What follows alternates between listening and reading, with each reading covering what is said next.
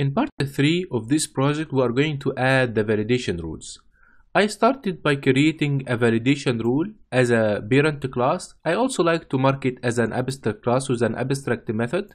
The method is valid rule will take an invoice. So my logic here was a validation rule is independent from the invoice itself object.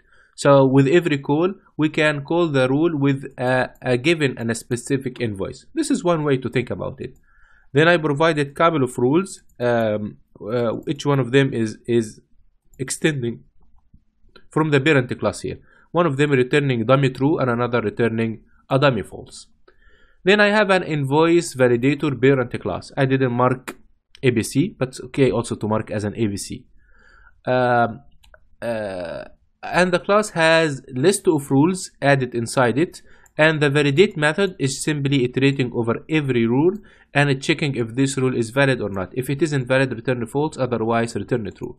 So as I said, the invoice validator just to make sure that all of the rules are valid. I created two types of rules, and there is an get instance method inside each one of them that helping me to get instance. This is something similar to what we call a factory design pattern. A factory design pattern is something that allows us to get instance. This has some sense related to it. We can even has a third class that's called validator factory, and we give it a name and it returns for us an instance from here.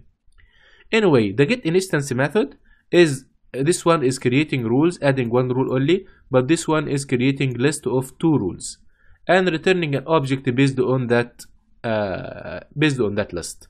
So now we have the validation rule and we have the validator. I added here a validation error, which should be raised if there is something wrong with the validation. The invoice now is taking an object validator. I prefer to annotate it with the invoice validator, just partially. I felt like that might make things more clear, maybe. And before paying now here, we are going to check if this is a valid invoice or not. If it is valid invoice, if not, we are going to raise an error. This is my logic. It isn't the best and optimal logic. I'm just showing you one way to think about it. Feel free to have a different arrangement. That's totally okay. The class payroll now has a list of payables, and adding payable is going to add something which might be employee, might be an invoice, and in future this code might maybe involve some more validation or whatever. The amount to pay now is just the summation of the payable amount to pay. The summation of the amount to pay. So we iterate over all of the payables, get a list of them, sum them. That's all. Finally, here is the company to administrate the payable. We created the payroll here, and then we started to add different kind of payables of the employees. I also assigned a validator. I created here based on configuration. So this is a mandatory validator or complete instance. I created an invoice, added couple of items to it, and with their validator, and then I attached added the invoice to the payroll.